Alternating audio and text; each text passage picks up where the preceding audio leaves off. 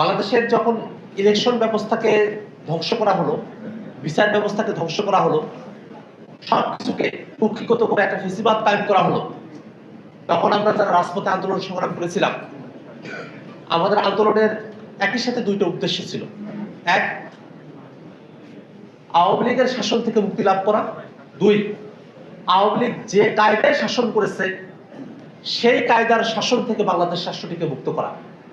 এবং সে কারণে 24-এর অভ্যুত্থানের আগেও বাংলাদেশে যারা বিরোধী দলীয় রাজনীতি করেছেন তারা সকলে রাষ্ট্র সংস্কারের আলাপে সম্মত হয়েছিলেন। সেই আলাপটা তখন বিএনপিও করেছিল, বর্তমান সরকারি দল। তারা তখন 31 দফার প্রসঙ্গ নিয়ে আসে, নানা দফার মধ্য দিয়ে তারাও জনগণকে এটা বুঝিয়েছিল যে আওয়ামী লীগের শাসন থেকে অবসান এবং আওয়ামী কায়দা কানুনের যে শাসন, অর্থাৎ একটা ফেসিবাদী রাষ্ট্র ব্যবস্থা, সেখান থেকে উত্তরণের জন্য তারা কাজ করছেন। আমরা সকলে মিলে 24-এর অভ্যুত্থানে আমরা সামিল হলাম। আমাদের কত ভাই জীবন দিলেন, কত মানুষ রক্ত ঝরালো, যার মধ্য দিয়ে একটা নতুন বাংলাদেশের স্বপ্ন আমরা দেখেছিলাম। কিন্তু দুর্ভাগ্যের বিষয়, আমরা যখন ঐক্যমত্য কমিশনের আলোচনায় বসি, সেই সময় থেকেই বাংলাদেশ রাষ্ট্রটার কাঙ্ক্ষিত সংস্কারের প্রশ্নে বিএনপি বাদ সাজতে শুরু করে এবং সে সময় থেকেই তারা আসলে সংস্কার বিপরীতে একটা অবস্থান গ্রহণ করতে শুরু করে। তারা মুখে বলছে সংস্কার, কিন্তু তাদের কাজে করবে সংস্কারের পক্ষে তাদের অবস্থান ছিল না।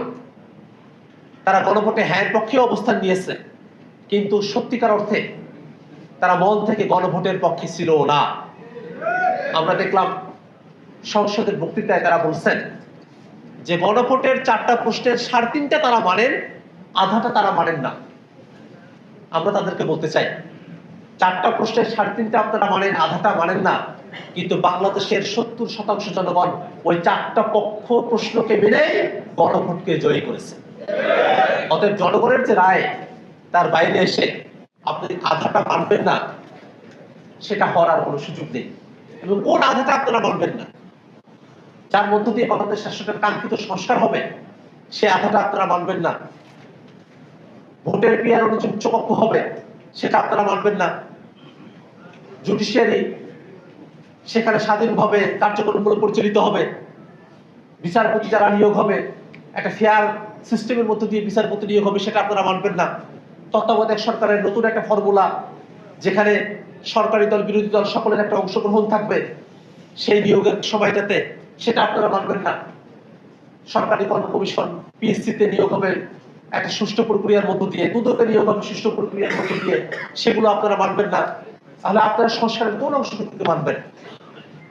অতএব আমরা সরকারের কাছে বারংবার আহ্বান জানাবো, বাংলাদেশের মানুষেরা আর রক্তপাত দেখতে চায় না।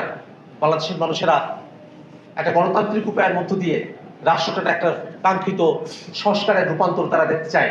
সে কারণে সংসদের মধ্যে আমরা সকলে আছি, সরকারি দল আছে, বিরোধী দল আছে, আমরা সরকারের কাছে আহ্বান জানাবো অতি দ্রুত গণভোটের রায় মেনে সংবিধান সংস্কার পরিষদ বাস্তবায়ন করতে হবে। পাশাপাশি এই জুলাইয়ের মাসে আমরা সরকারের কাছে একটা বিনীত কণ্ঠে আহ্বান জানাতে চাই, যদি জুলাই না হতো তাহলে আমরা সকলে মিলে এখনো পর্যন্ত ফেসিবাদের যাতাকলে আমরা পিষ্ট হতে থাকতাম।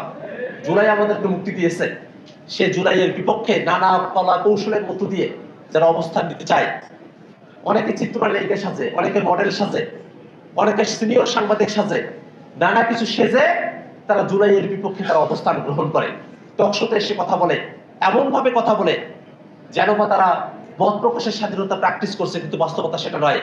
তারা জুলাইয়ের বিপক্ষে নানাভাবে বাংলাদেশকে পিছিয়ে তোলার তারা চেষ্টা করছে। আমরা সরকারের কাছে আহ্বান জানাবো, যারা বাংলাদেশকে পিছিয়ে তোলার চেষ্টা করছে তাদের ব্যাপারেও আপনাদেরকে কঠিন পদক্ষেপ গ্রহণ করতে হবে। পাশাপাশি শেখ হাসিনা সহ গণহত্যার যারা মদত দিয়েছে, যারা গণহত্যা সংঘটিত করেছে বাংলাদেশে, তাদেরকে যথোপযুক্তভাবে বিচারের আওতায় নিয়ে এসে এই বাংলাদেশে জুলাই গণহত্যাকারীদের শাস্তি অবশ্যই কার্যকর করতে হবে।